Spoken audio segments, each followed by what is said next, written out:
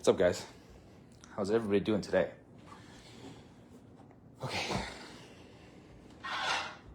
Okay. We need to talk, and I need to talk, so I'm really hoping that you will do me the honor of listening just for a few minutes. A lot has been happening to me. And because I've been saying it's a lot, I've been drinking more than normal. Like to the point where I don't remember what happens. I kind of black out, and then I just kind of like wake up and I feel inspired to write something. But this morning I thought, okay, maybe that's what I have to do. Maybe that's what, maybe I can drink and still do this. And I can't. And I'll tell you why. Oh, praise Jesus. Okay, so I took my kids out to get some Pokemon. They wanted some Pokemon cards. I was talking to a good friend of mine who I love, and he doesn't fully see eye to eye with me yet, and that's okay. I'm not trying to compel anybody to believe anything that I'm saying. I'm just trying to talk to you, and I'm just trying to tell you what's happening with me. Because the universe is telling me to do it, as crazy as that sounds. And we are on the cusp of a world war. Like, for real. Like, it's not a game. It's a powerful moment that is happening right now to the human race. And I could go into that further, but I'll try to explore it on a Substack. We'll put that out later. But this is what happened to me just now, so I'm going to keep it light. So I took my kid, so I was talking to him, and I said to him, listen, this is going to sound crazy, but I need you, believe me, I need you to pray for me. And I was having a massive anxiety moment, and I was just telling myself, breathe, and I was saying, praise Jesus, praise Jesus, praise Jesus. And it wasn't changing it. I was just getting more and more worked up. I started thinking about the possibility of a world war and losing all those souls, which is just frankly not an option for us. We can't do that. We can't do that to each other. That's crazy. So, unplug. I need to walk and talk. Okay, so I was saying, praise Jesus, and I said to him, I need you to pray for me. And I don't think he did, and that's okay. And this water, my kids are bugging me. They're like, we want some Pokemon cards. And I'm like, you know what? Sure, why not? They're amazing kids, so I can give them something fun to play with. So I took them, and as we're driving, we put on music, and every single song that I put on was talking to me in a way that I didn't like. Like the way that the world is talking to me right now, and there's ways that it's doing it that are making me uncomfortable. And so I'm telling you about it so you can choose to believe me or choose not to believe me. I'm also writing about why I think the things that I do, what compelled me, how I got to this place. So I would invite all of you to read it. If you're like me, if you're a divergent thinker, if you're one of those people out there that wants to challenge the system like the left used to, and like the right is now, the right, the left, they don't even mean anything anymore. So if you're a person like me that grew up in a school system that tried to make you be like everybody else, and you didn't like it, and you're listening to me right now, you can help. You can help me. And so I'm asking for your help. I'm reaching out for your help, and I'm telling you what just happened so that you'll understand that what I'm saying is you can't make sense of it. You can't make sense of it any other way. So I was driving, and my son said, Dad, look out to the sky over there. It's all yellow. And I said, nope, I'm not looking at it. Praise Jesus. I'm not looking at it. Lord, pray for them. Lord, pray for them. Lord, help them. Lord, help them see. Help me help them see. If that's what I have to do, that's what I have to do. It's fine. I'll take whatever heat. metaphorically. But I will say what I have to say. And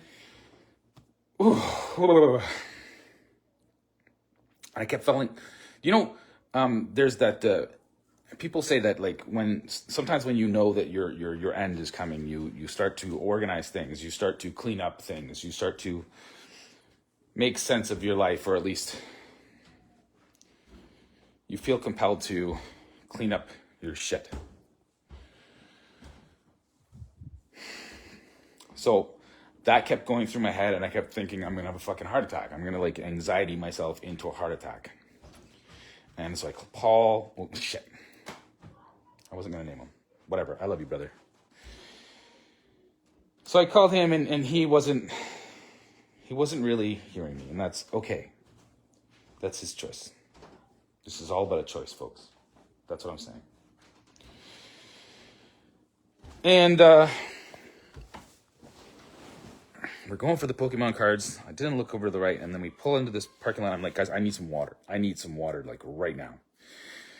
So we go into the Sobeys, and right next to the Sobeys, there's an Indigo, and my son says, Dad, there's an Indigo right there. We can go get the Pokemon cards right there. I'm like, perfect. He's like, can we go get them first? I'm like, no. I need water right now. So we went in, and I grabbed myself a Smart Water.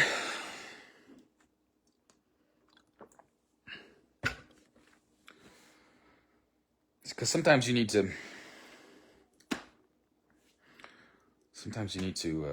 refresh yourself. And we're walking out, and there's this baseball team there raising money for their kids, and the moms are like, hey, we're raising money, you're the first person today, would you help us out? And I had looked at my wallet, and I had two $5 bills, and I gave it to both my boys, and I said, go ahead and go. That's where this came from. It's for their baseball team. So, but the whole time I'm still like, I can't stop. Like, I'm freaking out, and I'm just praying. So then we went to Indigo, and it was locked. They don't open till 10 or something. And then we were going to a place called Mastermind, which, if you understand the way that I've been trying to make sense of things, that's actually kind of like ironic.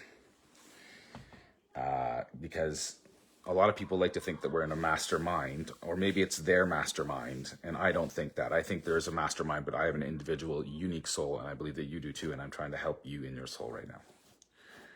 As hard as it is to understand what I'm saying, I understand. I'm trying to make sense of it for you, because that's what I feel compelled to do. And because I feel compelled to do it, I was freaking out. Like, how can I help them? I need to help them. I need to be there for my kids. I need to be there for everybody else.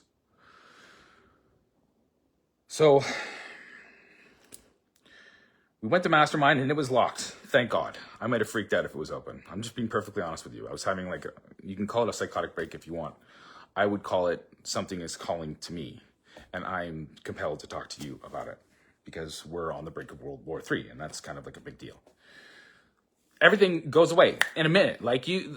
Everything is here, and then everything's gone. That's a powerful incantation, just for the record. So we start to drive home, and my son says, Dad, what about that place down by the water? And there is a place down by the water here in Burlington, and we went there. It's right next to a place called Sunshine Donuts. And I can't remember the name of it. I'm going to find out what the name of it is so I can put it underneath here so you can go visit this guy in his shop. His name is George. And we walked up, and it was still not 10 o'clock, but it was open. Thank God. Praise Jesus. And we walked inside, and there's this guy there behind the counter, and he says, introduce himself to me. He introduces himself to me. I introduce myself to him. I say, let me ask you something. I have to ask you, do you believe in God? And he said, yeah, brother. Jesus Christ saved my life 6 years ago. I've been sober 6 years. Thank you. Yes, you're welcome. Thank you. Okay, but those are just a game, bud. Okay. So you can have it and you can play with it, but it's just a game. I love you. Okay. So then I proceed to have this wildly authentic conversation with this guy who tells me that Jesus Christ saved his life and told him to quit drinking. And so I shared my Substack with him, and he said he was going to send it to his mom right away. And I realized I have to get out there and I have to talk to people. I know what I'm saying is difficult to understand. But he became just the person I needed to meet in that moment, when the person that I knew and I respect more than anything couldn't help me. And then I called somebody else just now that still doesn't want to believe what I'm saying is true, and that's fine. That's fine. But I think we all have to kind of like believe in each other right now. And that means believing in the intrinsic value of each other's individuated soul. You can't just say, oh, you know, all things are possible. Maybe they are. I can't say with certainty. And that's where it brings us into the concept of a branch or fork in time where, you know, if there was a nuclear exchange and all of a sudden we were gone, the message from the Bible says that if you're a believer, you're not. And so maybe you can have both things. Maybe you can go into Wonderland and you can have artificial intelligence that does really good things for society. And I've trained myself to use it, and it says that, yeah, I'm doing a really good job. Which is wild.